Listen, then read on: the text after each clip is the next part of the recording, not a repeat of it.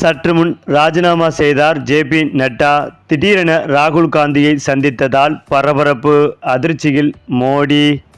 அதாவது பாஜகவின் தற்போதைய தேசிய தலைவர் ஜே.பி. நட்டாவின் பதவிக்காலம் முடிவடையும் தருவாயில் உள்ளது. இவர் ஜனவரி 2020 முதல் இந்த பதவியை வகித்து வருகிறார்.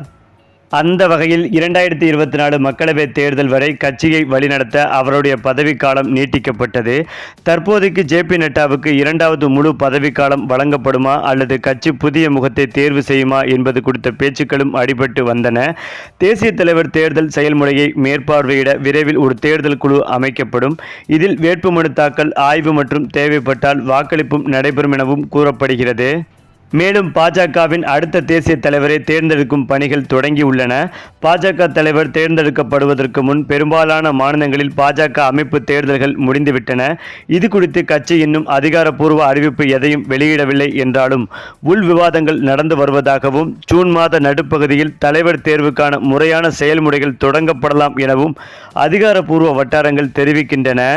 குறிப்பாக பாஜக தேசிய தலைவர் போட்டியில் 3 பேரின் பெயர்கள் பட்டியலில் இடம்பெற்றுள்ளன.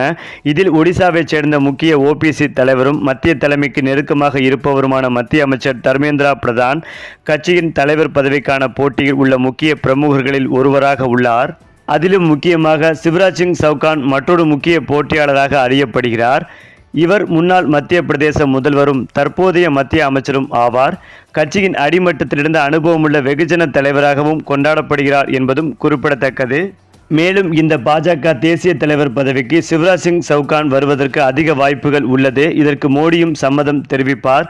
அந்த அளவுக்கு மக்கள் மத்தியில் நன்மதிப்பை பெற்றவர்தான் சிவராஜ் சிங் சவுகான். இதனை அடுத்துதான் ஹரியானா முதல்வராக இருந்து தற்போது மத்திய அமைச்சராகியுள்ள மனோகர்லால் கட்டார் கட்சி மற்றும் நிர்வாக அனுபவத்தை கொண்டவர். எனவே இவரும் தேசிய தலைவர் பந்தயத்தில் இருப்பதாக தெரிய வருகிறது.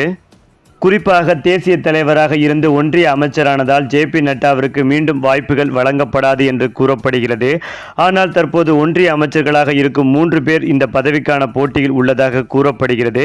அதன்படி தர்மேந்திர பிரதான், சிவராஜ் சிங் சவுகான் மற்றும் மனோகர்லால் கட்டார் ஆகியோரில் ஒருவர் தேசிய தலைவராக நியமிக்கப்படலாம் என்றும் கூறப்படுகிறது. ஒடிசாவைச் சேர்ந்த முக்கிய ஓபிசி தலைவரான தர்மேந்திர பிரதான் கட்சி பணிகளில் அதிகம் ஈடுபாடு உடையவர். மேலும் தற்போதைய தேசிய தலைமைக்கு மிகவும் நெருக்கமாக இருந்து வருபவர். இந்த பதவிக்கான போட்டியில் இவர் முன்னிலையில் இருக்கிறார். இதையெல்லாம் தாண்டி இந்தியாவில் உள்ள பல மாநிலங்களுக்கு அடுத்த ஆண்டு தேர்தலும் வரவுள்ளது. மேலும் 2029 மக்களவைத் தேர்தல் ஆகியவற்றை கருத்தில் கொண்டு பாஜக தேசிய தலைவர் நியமிக்கப்படுவார் என்றும் சொல்லப்படுகிறது. இந்த நிலையில்தான் கடந்த சில மாதங்களாகவே ஜே.பி. நட்டா பாஜக மீது கடுமையான அதிருப்தியில் இருக்கிறார். இதன் வெளிப்பாடாகவே தாமாகவே முன்வந்து ஜே.பி. நட்டா ராஜினாமா செய்ய முடிவெடுத்துள்ளதாக சொல்லப்படுகிறது. அது மட்டுமில்லாமல் திடீரென ராகுல் காந்தி அவர்களை நேரில் சந்தித்து காங்கிரஸ் கட்சியில் ஜே.பி. நட்டா இணைய உள்ளதாகவும் தற்போது தகவல்கள் வெளிவந்து பாஜக தலைமையான மோடி அவர்களை அதிர்ச்சி அடைய வைத்து வருகிறது.